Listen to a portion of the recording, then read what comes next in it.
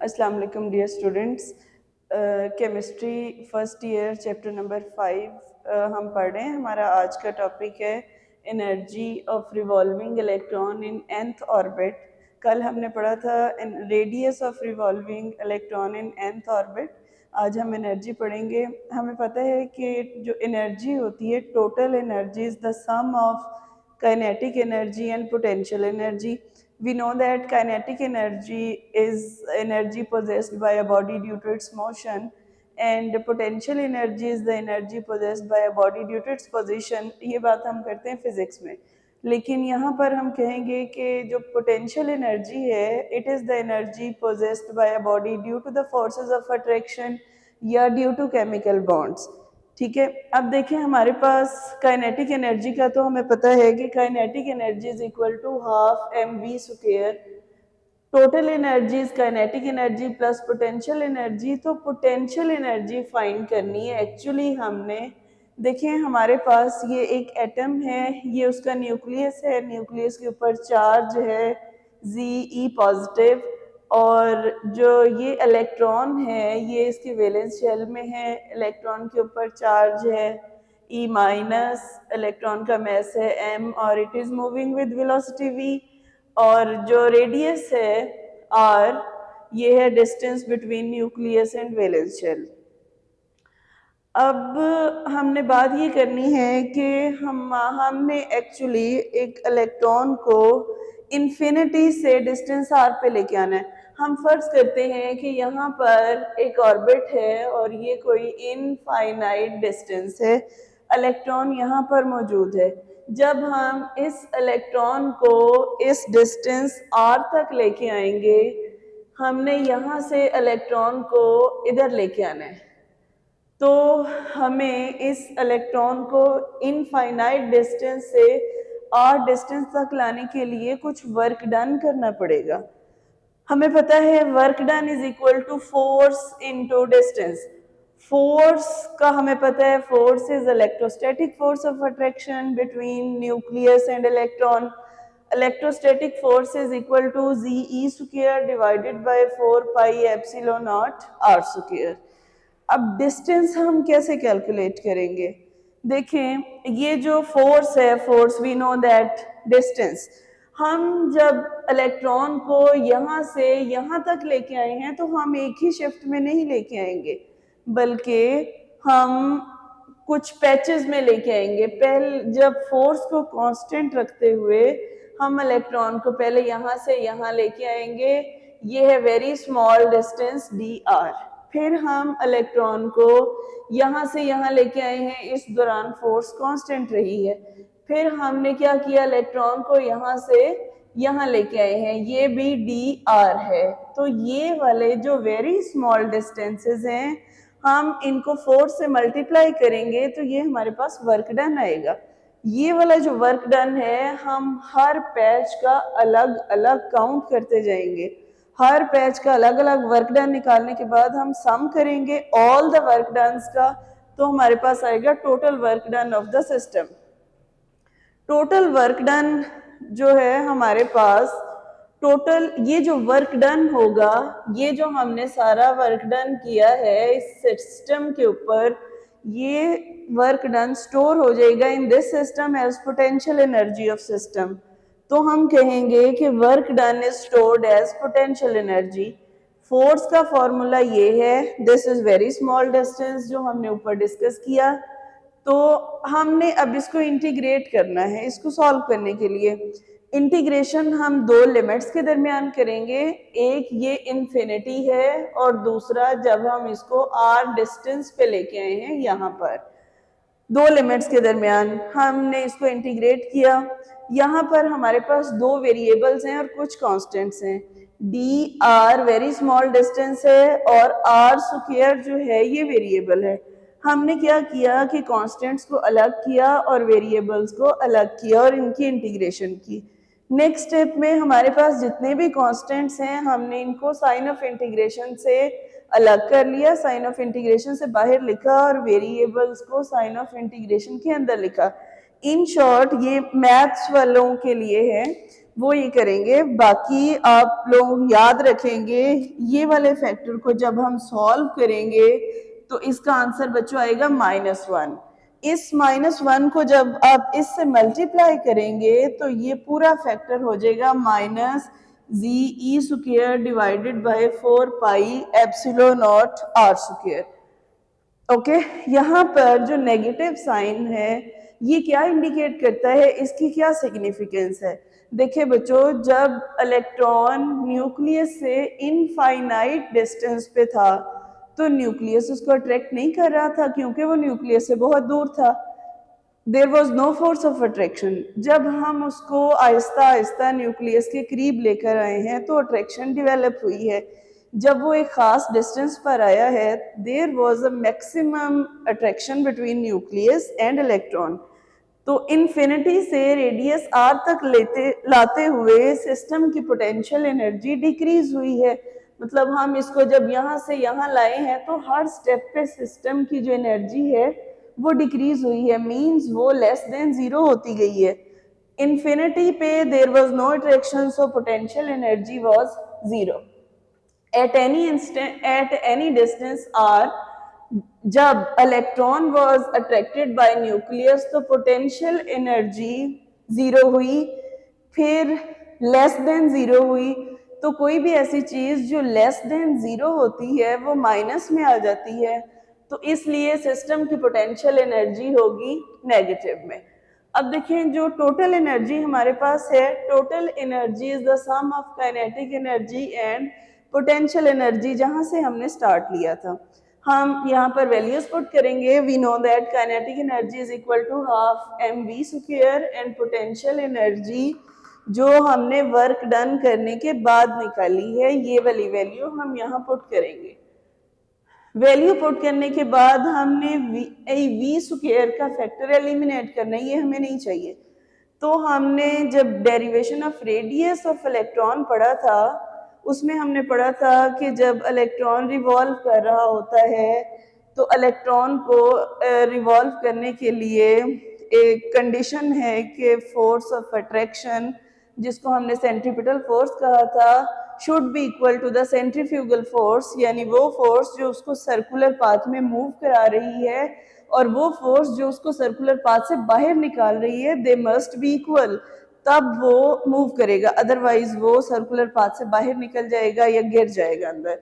तो यहाँ से आप याद रखेंगे mv² is equal to these two forces are equal in magnitude, r² इस r से कैंसिल हुआ तो हमारे पास mv² की वैल्यू आई। इस mv² की ये वाली वैल्यू हमने यहाँ पुट की है, ये वैल्यू पुट करेंगे। Putting the value of mv² in equation 2 यहाँ पे पुट करेंगे तो हमारे पास ये एक्सप्रेशन आएगा। हम इस पूरी इक्वेशन का, इसके डिनोमिनेटर का एलसीएम लेंगे, 8 को डिवाइड करेंगे, 8 एलसीएम आएगा, 8 को 8 से डिवाइड करेंगे 1 आएगा, 1 को मल्टीप्लाई करेंगे तो ये एज इट इज आ जाएगा ZE²।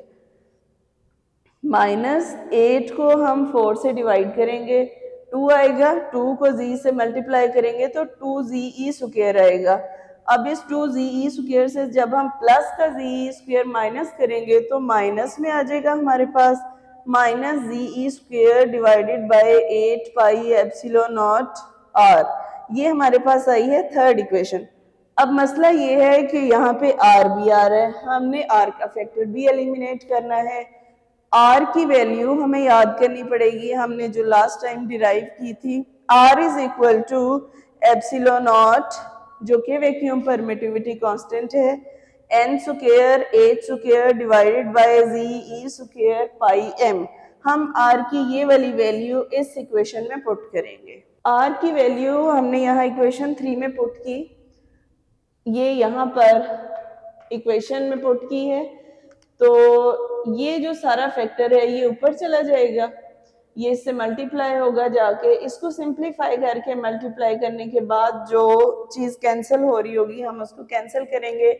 ये पाई इस पाई से कैंसिल हो रहा है, ये कैंसिल हो गया, z से मल्टीप्लाई होगा, z² e की पावर 4 आ जाएगी, m divided by 8 epsilon not का स्क्वायर आ जाएगा n स्क्वायर और h स्क्वायर। सो ये है energy of electron in nth orbit. जब इलेक्ट्रॉन किसी भी nth ऑर्बिट में मूव कर रहा है तो उस वक्त इसकी एनर्जी होगी। अगर हम हाइड्रोजन के लिए निकालना चाहते हैं तो हमें पता है हाइड्रोजन के पास एक ही इलेक्ट्रॉन है, एक प्रोटॉन है, तो उसका एटॉमिक नंबर 1 है, तो Z की जगह हम 1 पुट करेंगे, 1 का स्क्वायर 1 आएगा, तो ये वैल्यू आ जाएगी। This is the energy of electron in nth orbit. En की ये वैल्यू आएगी। ये जो सारा फैक्टर है, दिस फैक्टर इज कांस्टेंट। यहाँ पर सारे कांस्टेंट्स हैं। E जो है चार्ज ऑन इलेक्ट्रॉन कांस्टेंट है, M mass of electron constant है, एप्सिलॉन नॉट कांस्टेंट है, प्लैंक्स कांस्टेंट है। ये सारी वैल्यूज यहाँ पे लिखी हुई हैं, ये याद होनी चाहिए every time. E is equal to 1.602 into 10 raised per minus 19 coulomb is the charge on electron. M is the mass of electron 9.1 into 10 raised per minus 31 kilogram. Pi constant है 3.14, H प्लैंक्स कांस्टेंट है 6.62 into 10 raised per minus 34 joule पर second है, और epsilon not की value है 8.85 into 10 raised per minus 12 coulomb square पर joule पर metre. जब हमने ये सारी वैल्यूज को इस इक्वेशन में पुट किया तो हमारे पास कुछ इस तरह की वैल्यू आई है 2.178 into 10 raised per 18 जूल पर atom divided by n square. एक एटम के लिए ये जूल में वैल्यू है। अगर हम इसको किलो जूल में कन्वर्ट करना चाहते हैं तो हम इस सारे एक्सप्रेशन को 1000 से डिवाइड कर देंगे, लेकिन ये सिर्फ एक एटम के लिए है। अगर हम इसको किलो जूल्स पर मोल में कन्वर्ट करना चाहते हैं तो हम इसको एवोगैड्रोस नंबर से मल्टीप्लाई कर देंगे। You know that Avogadro's number is equal to 6.022 into 10 raised per 23 divided by n square। तो ये सारा एक्सप्रेशन कन्वर्ट हो जाएगा किलो जूल्स पर मोल में। जब हम इसको सॉल्व करेंगे तो वैल्यू आएगी माइनस में आएगी 13.31 divided by n square kilo joules per mole. अगर हम हाइड्रोजन के लिए फाइंड करना चाहते हैं तो हमें पता है 1 mole of hydrogen is equal to 1.008 grams. तो हम क्या करेंगे, En is equal to n square, ये kilo joule per mole, this is for hydrogen. यहाँ से हमने जो सारी डिस्कशन की है हम क्या कंक्लूड करते हैं, हम ये कंक्लूड करते हैं कि जब इलेक्ट्रॉन फर्स्ट ऑर्बिट में होगा तो उसकी एनर्जी E1 होगी, जब सेकेंड ऑर्बिट में होगा E2 होगी, जब फर्स्ट ऑर्बिट में होगा उसके लिए n की वैल्यू 1 होगी। n क्या चीज है, n is principal quantum number. Principal quantum number of shells को शो करेगा, distance of electron from nucleus को जाहिर करेगा। तो हम जो है इस फॉर्मूला में n की जगह पे जिस ऑर्बिट में इलेक्ट्रॉन है उसको पुट करते जाएंगे, 1 का स्क्वायर आ जाएगा, वैल्यू आएगी माइनस 13 सेम आ जाएगी। जब इलेक्ट्रॉन सेकेंड ऑर्बिट में होगा तो E2 होगी एनर्जी, और हम 2 का स्क्वायर लेंगे, हमारे पास जो एनर्जी की वैल्यू आएगी वो आएगी 328, लेकिन माइनस में आएगी। थर्ड में हम 3 का स्क्वायर पुट करेंगे, हमारे पास वैल्यू आएगी माइनस 145.92 किलो जूल्स पर मोल। फोर्थ में हम 4 का स्क्वायर पुट करेंगे तो माइनस 82.08 किलो जूल्स पर मोल आएगी। अब देखें, बात यह है कि ये एनर्जी डिक्रीज हो रही है या इंक्रीज हो रही है।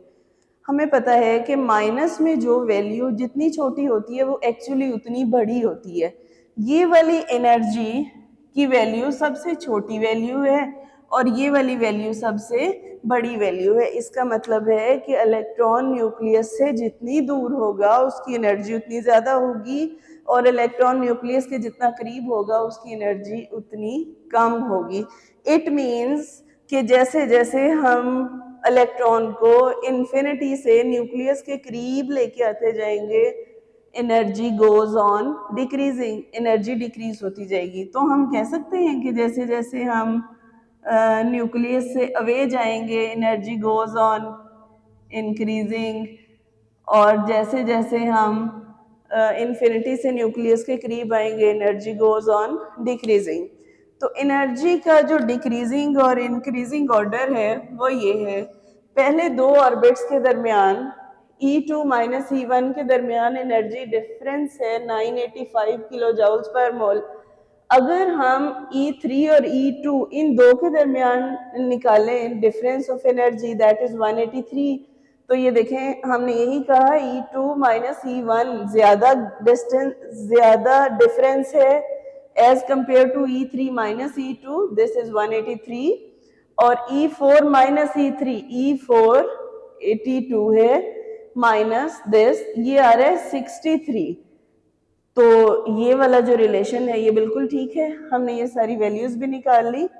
आखिरी बात ये है कि इस एनर्जी से हमें आयनाइजेशन एनर्जी के मुतालिक भी इंफॉर्मेशन मिलती है।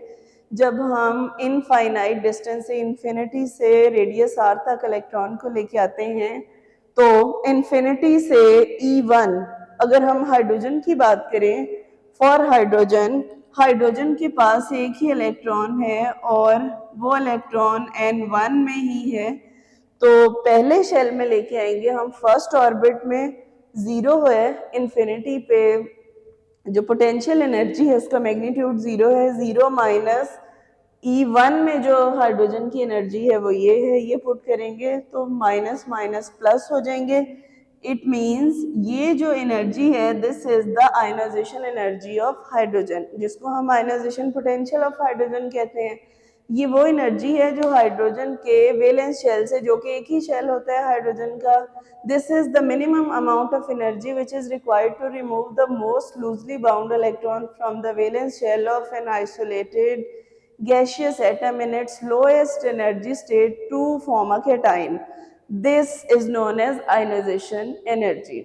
तो इससे हमें जो इतनी इंफॉर्मेशन मिलती है कि जैसे जैसे हम न्यूक्लियस से दूर जाएंगे एनर्जी इंक्रीज होगी, और जैसे जैसे हम इन्फिनिटी से न्यूक्लियस के करीब आएंगे इलेक्ट्रॉन को लाएंगे एनर्जी जो है वो डिक्रीज होगी। तो डियर स्टूडेंट्स, ये था आज का टॉपिक, ये भी इम्पॉर्टेंट टॉपिक है फॉर बोर्ड, काफ़ी दफ़ा रिपीट होता है, रिपीटेडली पूछा जाता है। Thank you so much, wish you all the best.